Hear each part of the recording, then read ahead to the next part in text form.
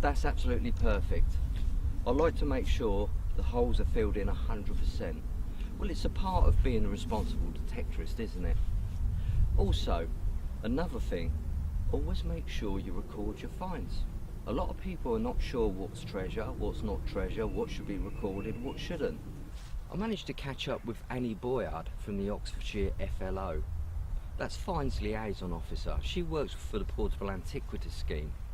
We were on a Metal Detectives and XP Adventures dig. I wanted to catch up and have a quick chat with her and ask some questions about the Treasure Act and recording our finds. And on that particular day she was very busy. 78 people turned up at that dig, 68 finds were recorded, and now that's a fantastic conversion. So anyway, here's the interview with Anni. I hope you enjoy it.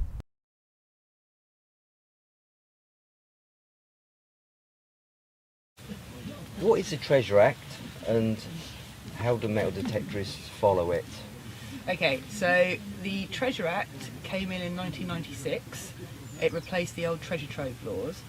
There are three main criteria for what constitutes treasure. The easiest one is any object that's gold or silver, or over 10% gold or silver by weight, and is over 300 years old, so currently pre-1715, could be treasure. For coins it's a bit different, so 2 or more silver or gold coins from the same find spot, so for the same area, over 300 years old, could also be treasure. And for prehistoric objects, that is pre-Roman, or really sort of Iron Age and before, it's any object of any metal, so gold, if you have a piece of Bronze Age gold, that will automatically be treasure because it's prehistoric. If you have, for instance, 2 or more objects that are base metals, so copper alloys, from the same find spot, they will also be treasure. So how many FLOs are there in England and Wales? Currently I think there's 39, and we're based in museums or universities or with county councils. If I was to find what I thought was treasure, how long have I got to report the find? If you think you've got some treasure, you have 2 weeks to report that to the coroner. However, a lot of people report it directly to the FLO, who then reports it on their behalf. So you have 2 weeks from the time that you realise your object might be treasure. So what's the actual procedure? If I think I've found treasure, I've reported it, so what happens next? Okay, so once it's been reported to the coroner, a report is written on that object, photographs are taken, it's described and recorded. That report is then approved by curators at the British Museum. Once that report has been approved, local museums are asked if they want to purchase that object. If a local museum says yes we would, then the coroner is asked to hold an inquest. Once that inquest has taken place, that's just for the coroner to declare that it's officially treasure under the law. Once that inquest has taken place, the object will go before something called the Treasure Valuation Committee, which is a committee made up of auctioneers and dealers and academic experts who will put a current market value on that object. So basically what they would think it would get at auction. That value is then told to the landowner and to the detectorist. If everyone's happy with that valuation, then the local museum who's interested in it has to pay the finders or pay the British Museum. They have to raise that money to be able to purchase that object. Once that's been done, the reward is usually split 50-50 between the landowner and the finder, and then that object will then go into the public museum. Since the start of the Treasure Act, how do you feel metal detectorist contributions have helped towards preserving the British history?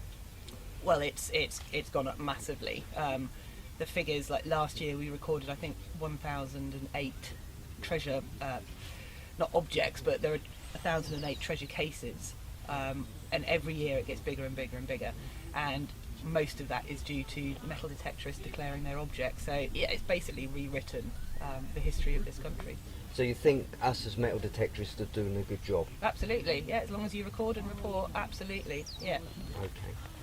Would you recommend the Treasure Act type scheme to other countries where metal detecting's illegal, frowned upon? Do you think it would work in other countries?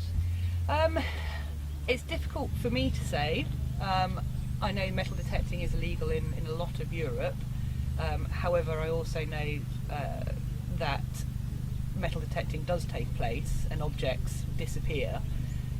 Schemes like the portable antiquities schemes, I think, would help immensely to record those countries' objects and their past. And yes, maybe by having something akin to the portable antiquities scheme and the Treasure Act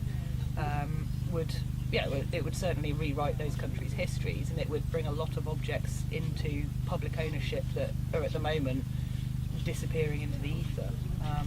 But obviously each country's got their own ideas about metal detecting. However, you can see how successful the PAS and the Treasure Act has been in Britain, and I don't see why there's any reason it can't be successful elsewhere. So what do you think the future holds for UK metal detecting? Do you think we've got it right? Good question. Haven't really thought about that one. I think it will continue to be a very popular hobby, and there's no doubt that more and more people are recording, more and more items are going through the Treasure Act. From my personal point of view, resourcing is the big issue. So much is being found by detectorists that it's sort of sometimes difficult for me personally to cope. But I think as the relationship between sort of the authorities and detectorists improves, and we have a better understanding of what each other can do and how we can contribute to our past, I think things will only get better. So I know through attending the metal detectives digs, there's at least 15 or 20 treasure items going through at the moment. So organised digs and proper organisation is really the key to this, isn't it? It is, yeah, I think so. Being able to attend like the metal detectives digs and other digs and rallies as well, not only highlights things like the Treasure Act to detectorists who might not have been aware of it or might not have really known how to deal with it, but also the non-treasure items are just as important as the treasure items. But yeah, being able to come along to these sorts of digs, record in the field, see the objects as they come out of the ground, basically, is really, really useful. And I've often wondered, should I be reporting flint and pottery? Is that important? Yes, absolutely. So it's not just metallic items? No. If and I try to stress this to some of my detectorists, if you're in an area and you see pottery scatters, pick it up, unless it's sort of the blue and white, really obviously modern stuff. If you're not sure about it, pick it up. The best things I say to pick up are bases and decorated pieces, rim shards, because although you might find coins, finding pottery might indicate there's more of a settlement there rather than sort of dispersed agricultural activity, and flints as well, absolutely. A lot of the very early sort of flint producing periods, like the Mesolithic and even earlier, only exist in the plough soil, which is what's being turned over by the tractors. Yeah. So yeah, if you see flints that you think have worked, pick them up. Even if you don't know, pick them up and show your local finds liaison officer or flint expert, because again, that stuff isn't that easy to find. Very important. Okay. You mentioned plough soil. For example, we see a lot of people finding hoards at the moment. Detectors are getting better, they're going deeper. And just recently some people have found hoards and they've stopped because they know it's below the plough soil. Yeah.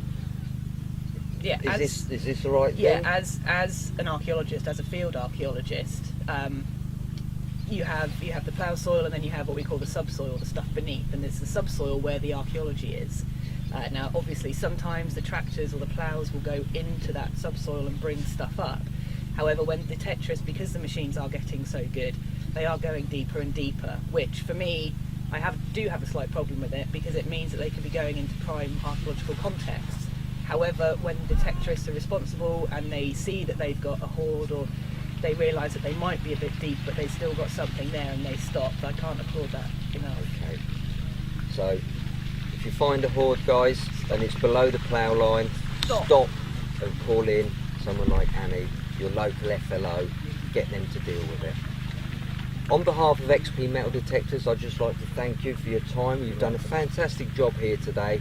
I know you haven't stopped. There's been fines coming in since you got here, really. There's been people queuing up to record things, which is great. So, excellent. Thank you very much. You're welcome.